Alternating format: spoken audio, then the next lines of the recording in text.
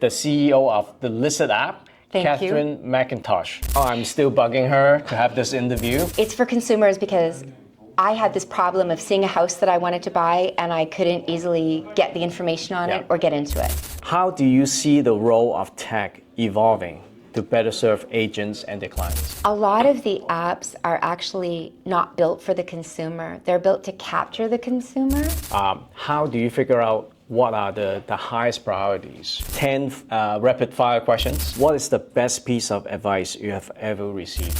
Okay, I need some time to process that. That's very deep. What's the last TV show you binge watched? Welcome everyone. Today I'm very honored to have the CEO of the listed app, Catharine MacIntosh. Thank you so much for having me, Nigel. So she just gave us a very thorough overview of the app.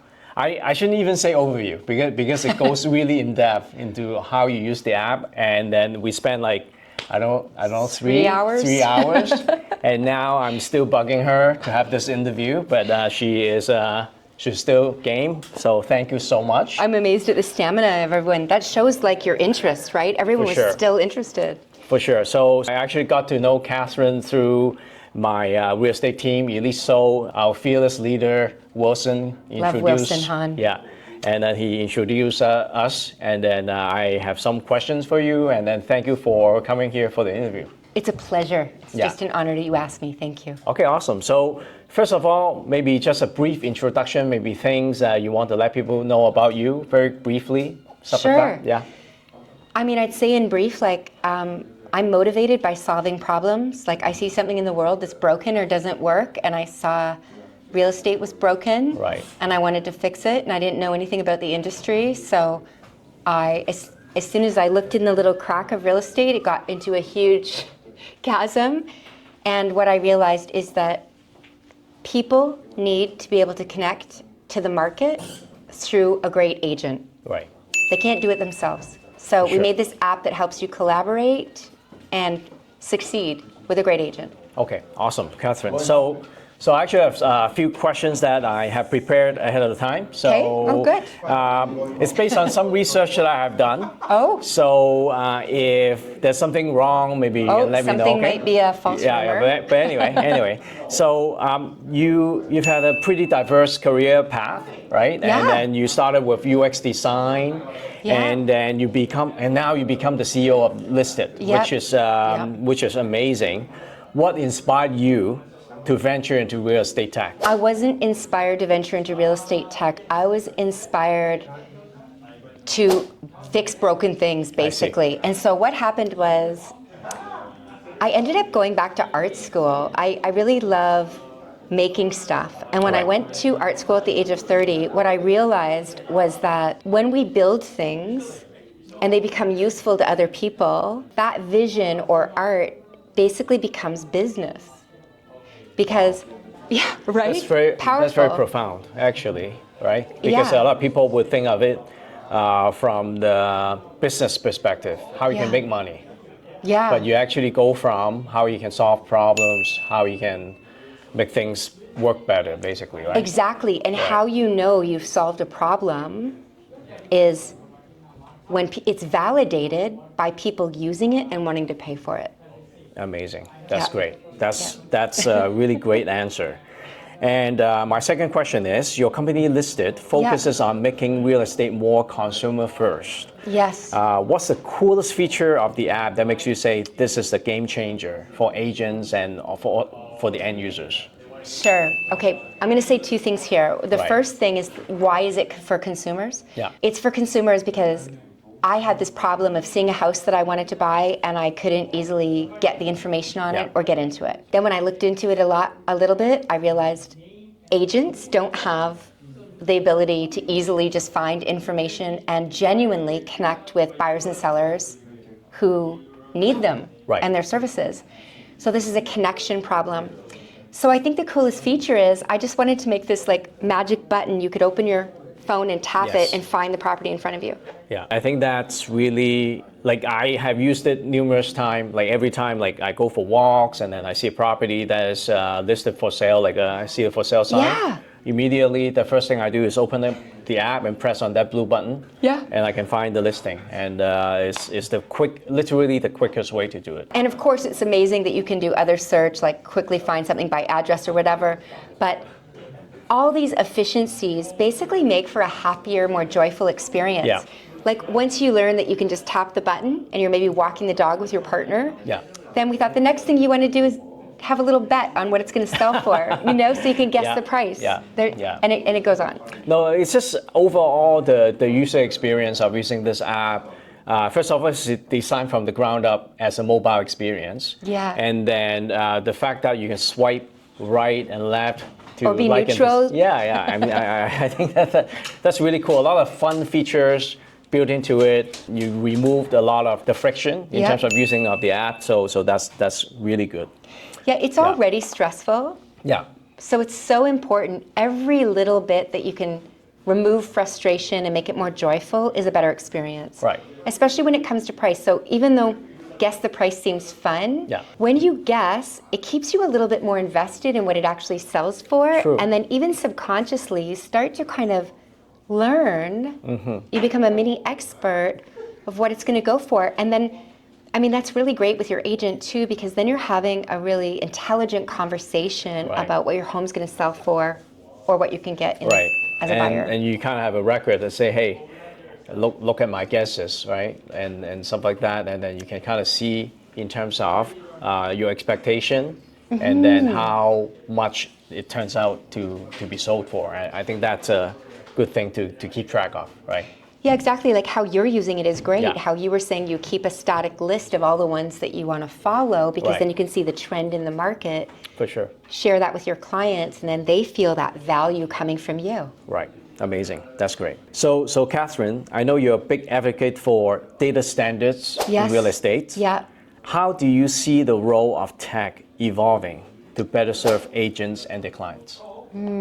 It's funny because it's actually not about technology. It's about all the soft things, about who owns the data. So I actually think one of the biggest challenges is all of us coming together to support an industry standard so that consumers have access to reliable, accurate data. Right. Because when the data is fractured, they don't have reliability or certainty. And one of the challenges is that traditionally, like your question is probably thinking like, oh, what's the most innovative thing? Yeah.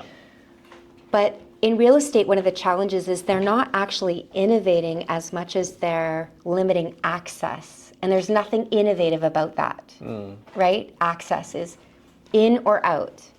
And when a lot of the decisions happen with very few people, and behind closed doors and without collaboration, it's super challenging. Now, because we have the FANG companies, right? I think organized real estate would be chaos if it was Facebook Marketplace. So I think there's a lot of reason why the larger companies haven't come in and disrupted it more heavily. Yeah. And fortunately, with all the tech that we see, great organizations like the Real Estate Standards Organization that we joined very early on, and I participate in heavily, and the vice chair of the interoperability work group. Even our work group, which is the interoperability work group, imagine I'm super busy, but I work with Chris Horan of MRED in the States in Chicago, and we take our time to hear realtors, MLSs, people's questions about how products and services can better interoperate so realtors on the ground can be serving their clients. And whatever we discover in these work groups, then we share it back to data dictionary and to transport where the data gets moved. So maybe I got carried away on that, so you can rephrase it. But you see, that's the thing. I come from an IT background. Oh, wow. So what you talked about kind of resonated with me a little bit. So I mean, the audience, sorry if we went down a little kind of geeked out a little bit. All right. So so let's go for the next question. Okay. It's a softer kind of question. Okay. The real estate market can be pretty unpredictable. Right. How do you stay ahead of trends and anticipate what agents and buyers will need in the future? I would say we don't have to stay on top of that, and it's not difficult because when you have a technology where they're interacting with the data and what happens, you actually get the information back.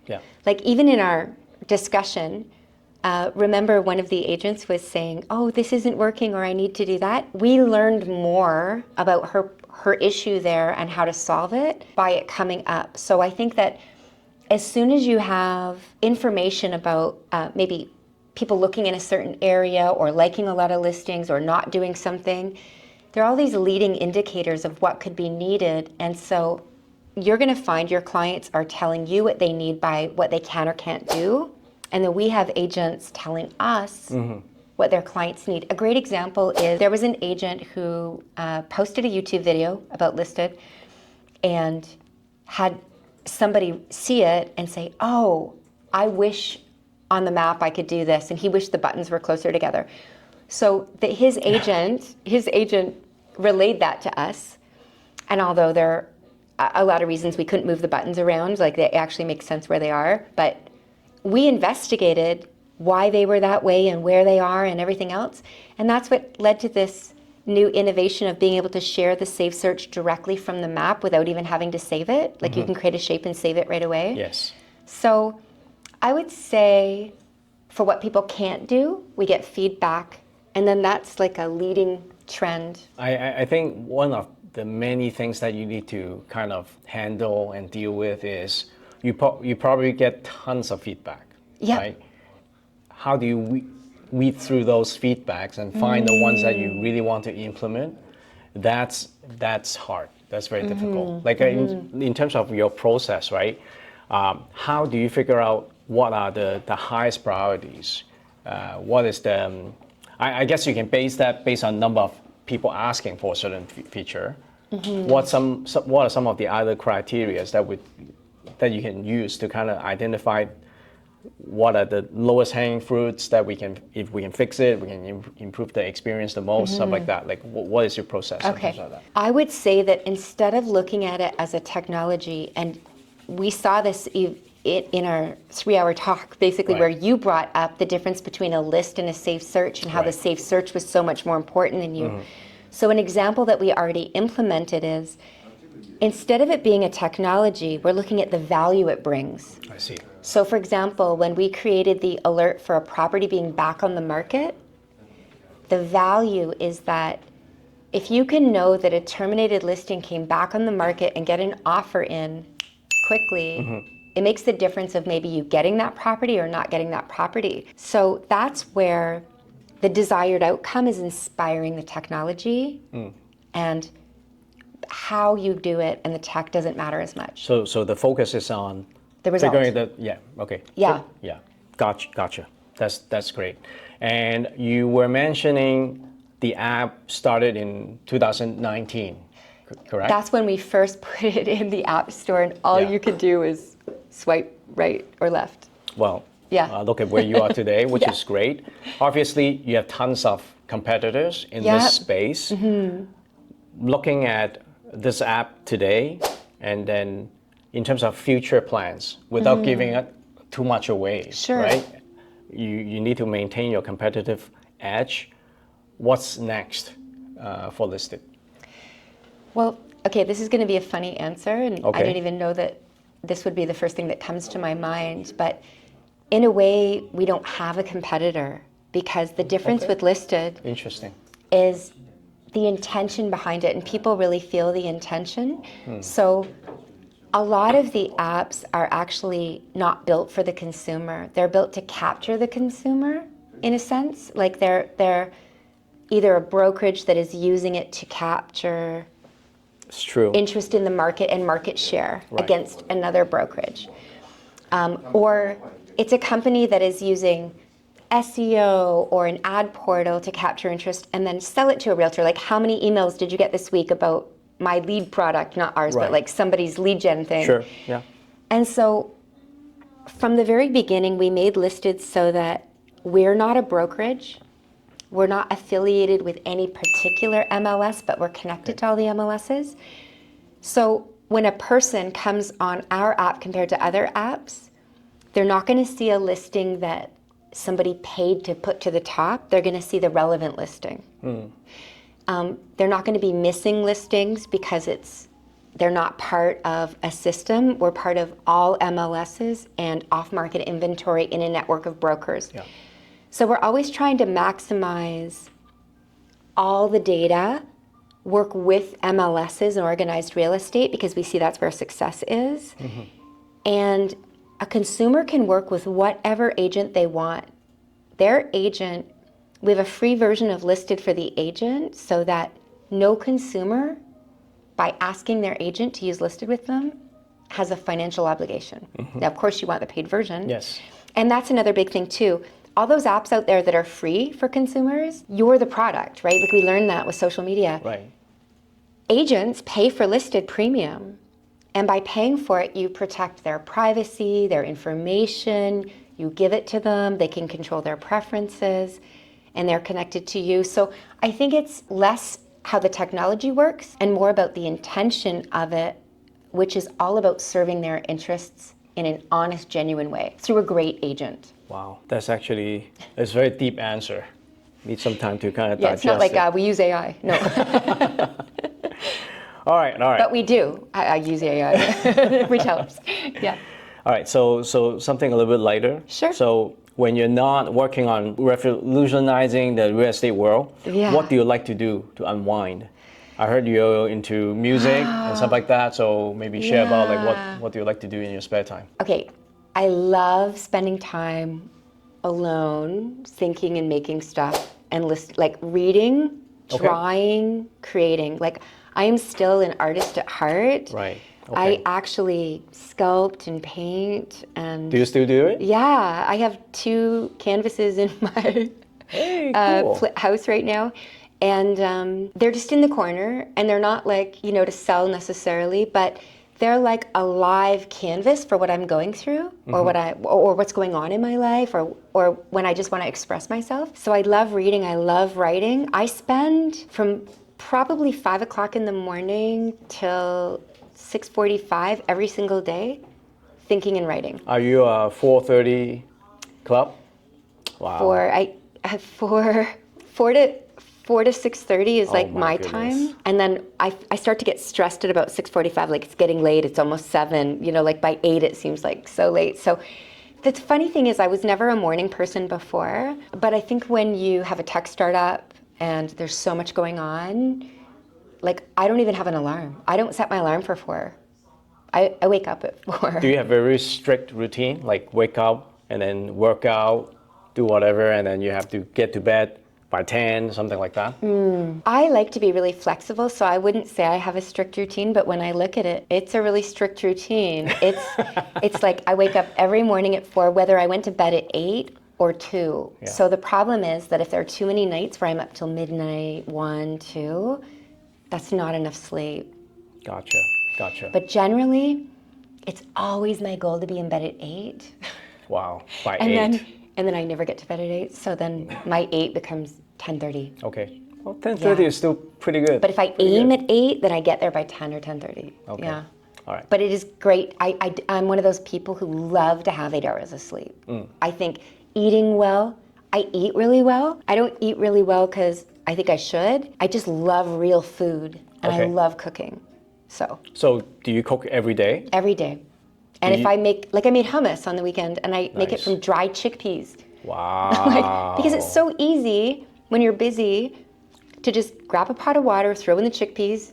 3 days later, like they're fully. Do you meal prep for the whole week, or do you just every day you kind of go to the store and buy something? It's funny.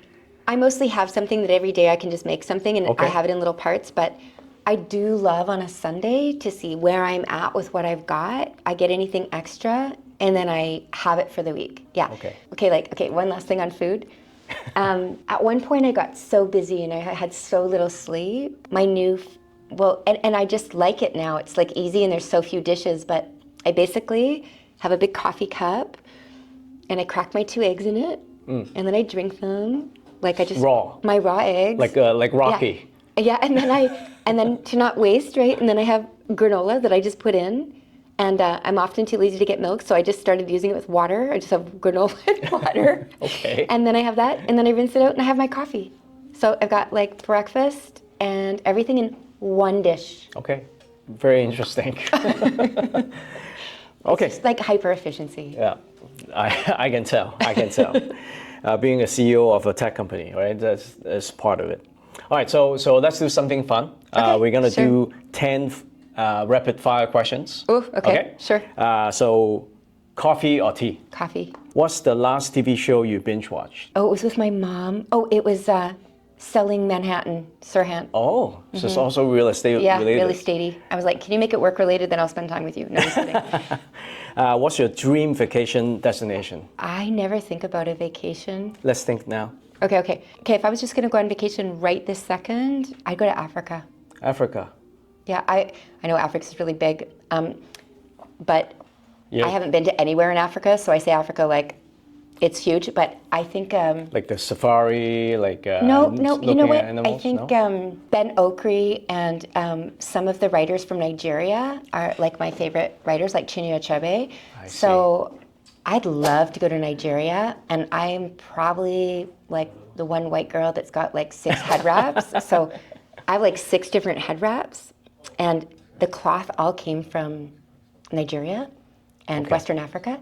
So I can't believe I haven't been there, and I love West African food. Yeah, I also like East African, like kitfo. So yeah, I'd say Africa. That's awesome. Yeah. That's awesome. The favorite app on your phone, besides listed, of course. Speechify. Speechify. Yeah. So what does it do? I can take any document, Okay. and put it in Speechify, and it'll read it to me. I can take my own notes from the morning, put it in Speechify, and they'll read them back to me at night. Interesting. All right. So I need to check it out. Yeah. Okay. What's your go-to karaoke song? Oh, I'm a rhinestone cowboy. Dun, dun. Or Prince, Little Red Corvette. Oh, nice. Awesome. All right, we should go sometime. Okay, I'm in. If you could have dinner with any historical figure, who would that be? Sappho. Sappho. She is a Greek poet Okay. from ancient time. Wow, you kind of have that answer like right away. You didn't even need to think about it. No, it's funny because she has this poem that talks about the apple at the uppermost branch that's perfect is always missed by the pickers. And to me, that means everything perfect in life is there. You just need to be able to see it. Most of us don't see. We have blinders on, and we just don't see the perfect fruit on the uppermost branch. Wow. Okay, I need some time to process that. That's very deep. Okay, I'll look that up too. What is the one thing you can't live without? Okay, it's weird what came to my mind, but it's my sarong. Okay. Yeah, I have this sarong. Yeah. It's so comforting. It's a blanket, it's a head wrap, it's a dress, it keeps me warm, it's Nice. a towel. Like, I could go anywhere, I have my sarong. I almost don't even need a suitcase. That's a great answer, actually. Awesome. Okay. Okay, cats or dogs? Dogs. Are you a dog owner? Although I had a cat forever. Okay. Because she needed a home and I rescued her, so I had to have a cat. That's so nice She was of the you. most dog-like cat in the world. All right. Dogs. I'm Year of the Dog, and I love dogs. Like, love dogs. And you had dogs before? Yeah, we actually grew up with them when I was little. Nice. We had golden retrievers. They had puppies. There was like 14 little golden, so many puppies that in this litter, it was unbelievable. And then we made sure each one of them got good homes. That's Yeah, awesome. I love dogs. In fact, out of all the things one could give money to, HSI, the Humane Society International, is the one thing that I always donated to because I just feel like they can't take care of themselves. Like, we capture them or we relate to animals and they're just these innocent beings. So yeah, love animals. Okay. And children. That's awesome. That's great. What's your favorite way to spend a weekend? Alone by myself on my chalkboard. Planning out the week. Planning out, like, as soon as Friday comes, I'm like, no obligation. I'd love to not make any plans. Then if I want to go on a bike ride or call a friend, I can. Okay. But I love having no obligation and having free time. Like, every surface in my environment is either a chalkboard or a whiteboard or a recording apparatus. Okay. Awesome. Okay, last question. Sure. What is the best piece of advice you have ever received? Ask questions. Ask questions. The world and other people are our mirror, and I will learn way more about me through you than thinking I know about me. Right. It's like I can't see myself till we do this. It's kind of like what we're doing now. Yeah, yeah. And from the time I was little, I always wanted to have the answer, and I always want to have the answer. Yeah. So I think the best advice is to ask questions that I've ever received. Yeah. That's awesome. Also, is there anywhere yeah. that you can share your artwork, like the stuff that you make? I'll consider that. Okay. It's very. I'll consider it. Although, I had a period where, I sold a lot of work. I had work. Really? Yeah, I've got some really interesting work. Okay. I made a machine that makes music that you could attach to the side of the wall that's made of wood and steel, and you could play, tap buttons and play it, through the internet. Yeah, so there's some really cool interactive art. So it's like a technical thing. It's a technical / physical thing. What? Yeah. Yeah, it was called Octo. Do you have a patent? Do you have a patent on it?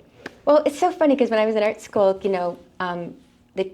my teacher at the time was really interested and thought we should talk to Motorola about making an application for the phone. Yeah. But yeah, it was called Octo, and it was based on Vasily Kandinsky's On the Spiritual in Art, where color has shape and sound, so connecting it to music. So yellow is like pointy and like a trumpet, and red is like round and like a drum. And in his vision, white is silence, so I made that the on-off alternating button. I see. Yeah, so just fun stuff like that. That's amazing. All right, yeah. Catherine, thank you so much for your time today. Thank you. Not only you gave us a very thorough explanation of the app, you also spent some extra time with me for doing this interview.